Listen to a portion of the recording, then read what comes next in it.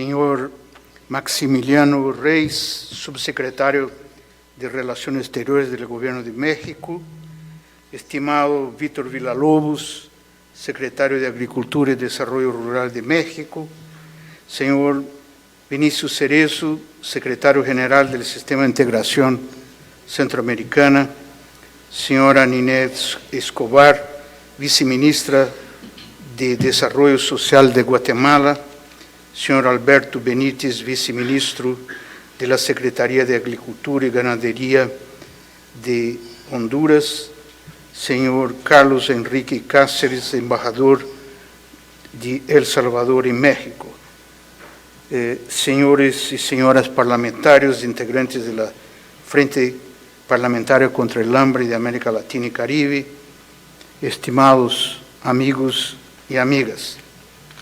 Deseo iniciar mi intervención reconociendo los gobiernos y participantes de El Salvador, Guatemala, Honduras y México por haber incluido entre sus prioridades de trabajo ese tema tan importante. Especialmente quiero subrayar que el Gobierno de México, trabajando junto con los gobiernos de los tres países del corredor seco de Centroamérica, han logrado poner en el centro de debate un enfoque sobre el problema migratorio a partir de una idea muy sencilla, pero muy poderosa. La solución de fondo a la inmigración obligada es el desarrollo. No importa cómo lo calificamos, desarrollo sostenible o desarrollo integral o cualquier otro adjetivo. Lo que importa es que ese desarrollo tenga múltiples dimensiones, social, económica y también ambiental, y que impacte el sector rural y sobre todo el desarrollo local. De verdad, debo confesar que hay poco a decir después de escuchar al secretario general de SIC. La migración debe ser un acto voluntario y no un acto forzado. Él ha insistido en ese punto.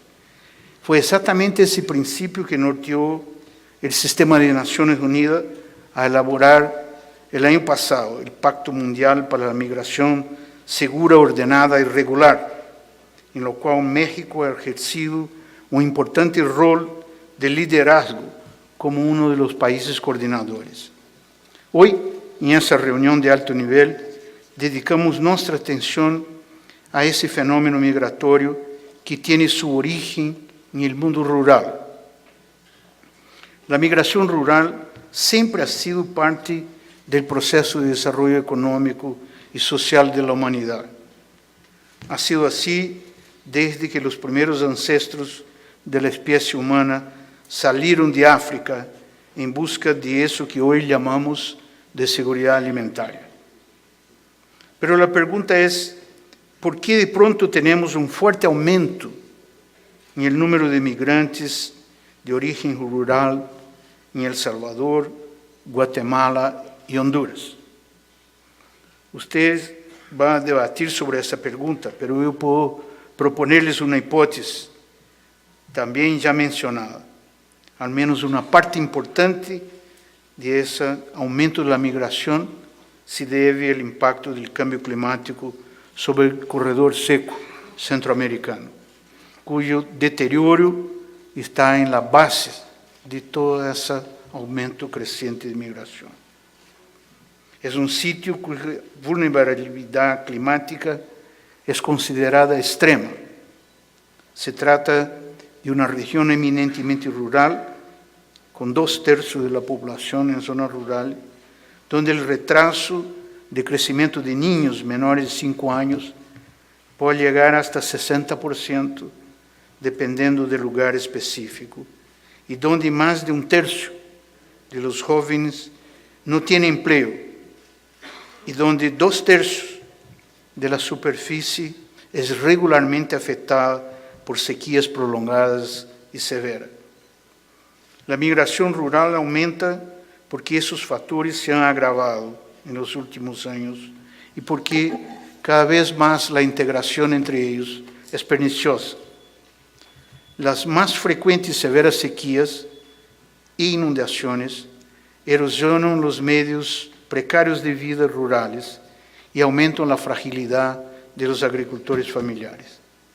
El retraso de lluvias del corredor seco en el año pasado arruinó el 70% de la primera cosecha y luego el exceso de lluvias llevó al fracaso la mitad de la segunda cosecha. En consecuencia, más de 2 millones de personas han visto sus medios de vida severamente afectados y 1,4 millones de ellas necesitan hoy día asistencia alimentaria. También es cierto que la migración aumenta porque en las zonas rurales han penetrado con mucha fuerza las economías ilegales, que no solo se expresa en inseguridad, sino que también son un desincentivo a los inversionistas para generar actividades y empleos legales. Y ahí, pobreza, hambre, cambio climático, inseguridad, es decir, el subdesarrollo, crean una tormenta perfecta en la cual miles de personas solo ven una salida: emigrar. Quisiera, en particular, mencionar el discurso del Papa Francisco ante los delegados que han asistido a la última conferencia de la FAO en Roma la semana pasada. Y cito: es evidente la conexión entre fragilidad ambiental, la inseguridad alimentaria y los movimientos migratorios.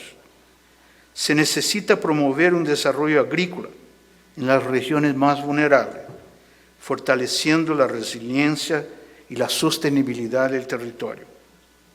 Y eso no logrará, por una parte, y eso solo se logrará, por una parte, invirtiendo y desarrollando, y por otra, ideando políticas innovadoras y solidarias para el desarrollo. Termino la citación del Papa Francisco. Señoras y señores, estoy seguro que es también posible generar crecimiento de la agricultura y de las economías rurales en el corredor seco.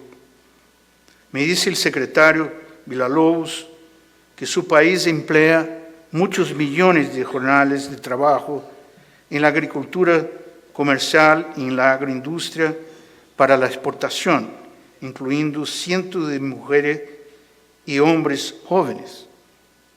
Y ese es el poder de ese sector para ayudar a reducir la pobreza y por decirnos que el sector privado también tiene un papel importante en la tarea de reducir la migración. No es solo la gran agricultura, quería subrayar, es también la agricultura familiar, incluyendo las muy pequeñas unidades y minifundios indígenas, con cultivos como el café, el cacao de calidad o la producción de hortalizas, que generan cientos de miles de empleos en nuestros países. No son ideas teóricas, son realidades que podemos extender y apoyar y que demandan cosas simples que sabemos cómo hacer. Sabemos, por ejemplo, cómo almacenar el agua de la lluvia, convertir cada casa y cada escuela en un microreservatorio suficiente para el consumo básico de 3 o 4 meses, con lo cual se alivia el efecto de la sequía en los meses más duros.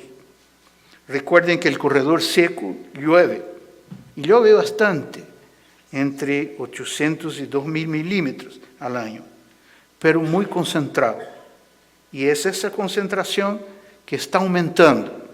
Llueve más en menos tiempo. Y lo que pasa es que esa agua de lluvia, si no se colecta, lleva el suelo, se pierde la capa más fértil, abriendo camino para que se transforme en desiertos. Eso no es imaginación. Ya tenemos miles de hogares con cisternas en el corredor seco. Pero hay que terminar las tareas que empezamos. Cada hogar, cada escuela debe disponer de un microreservatorio de agua colectada de lluvias. También sabemos cómo alimentar a miles de niñas y niños diariamente con programas como la alimentación escolar, que ya existen en esos países, donde los alimentos se compran a los agricultores familiares que viven cerca de la escuela. Estas cadenas cortas de producción y consumo para la merienda escolar proveen cada día alimentos frescos, sanos y saludables, que ayudan a las niñas y niños a desarrollar su potencial y ayuda además a contener la epidemia creciente de obesidad que vemos en la región. El hecho de involucrar a los productores rurales locales asegura la inserción de recursos monetarios en la comunidad, promoviendo desarrollo local y nuevas oportunidades de trabajo. Pero hay que tener en cuenta que todas las escuelas rurales del corredor seco tengan un programa de alimentación escolar. También es posible, y ya lo estamos haciendo, elevar la resiliencia de los territorios rurales y de la agricultura familiar en especial al cambio climático. Por ejemplo, el proyecto Reclima, que el gobierno de El Salvador y la FAO han iniciado con financiamiento del Fondo Verde del Clima, va a cubrir la gran mayoría de los municipios del corredor seco de este país. Pero proponemos la meta de que todos los municipios de la región deben contar con un programa centrado en la resiliencia climática y de las poblaciones rurales. Y para eso necesitamos más apoyo del Fondo Verde del Clima. Lo que quiero decir con todo eso, señoras y señores, es que sí sabemos cómo hacer la región ser más resiliente y sostenible. Sabemos cómo hacer realidad esa ecuación de que la migración obligada se puede detener con el desarrollo. ¿Qué nos falta entonces? Nuestra experiencia en América Latina y otras regiones dice que 4 son las condiciones fundamentales. La primera, y yo la creo más importante, es la voluntad política de los gobernantes, a nivel máximo y sostenida en el tiempo. La declaración de los jefes de Estado de El Salvador, Guatemala, Honduras y México, firmada en esa ciudad de México el año pasado, 1 de diciembre, es un poderoso punto de partida y la FAO felicita por ello a los presidentes. La segunda condición es orientar la inversión a los más pobres, incluirlos en los presupuestos nacionales y dar prioridad a ellos, a que nos dan de comer, que coman primero, como dice el presidente López Obrador. La tercera condición es fortalecer la institucionalidad, sobre todo a nivel regional y local. Sin instituciones creadas para el desarrollo local y rural, ese es siempre frágil y dura solo las épocas de vacas gordas, pero se evapora cuando empiezan los tiempos más difíciles. Cuando hablamos de instituciones, estamos hablando de marcos legales que den solidez a la agenda del desarrollo. Y felicito los frentes parlamentarios por las iniciativas que ya han tomado al respecto. Cuarta condición es la participación social efectiva. Sin participación social puede haber entrega de ayudas, pero con ella, con participación, hay ejercicio de derechos ciudadanos. Y eso hace toda la diferencia. Es necesario transparencia, evaluación, control social y rendición de cuentas. Esos son los cimientos que podemos hacer del corredor seco y de otros territorios rezagados, que son origen de los migrantes rurales, espacios de bem-estar y prosperidad incluyente. Quisiera terminar agradeciendo a todos la posibilidad, a nombre de la FAO, de trabajar con los gobiernos de la región. Creo que ese es el tributo que podemos rendir a esos miles de personas de Centroamérica que han dejado sus vidas queriendo huir de la desesperanza. Muchas gracias por su atención.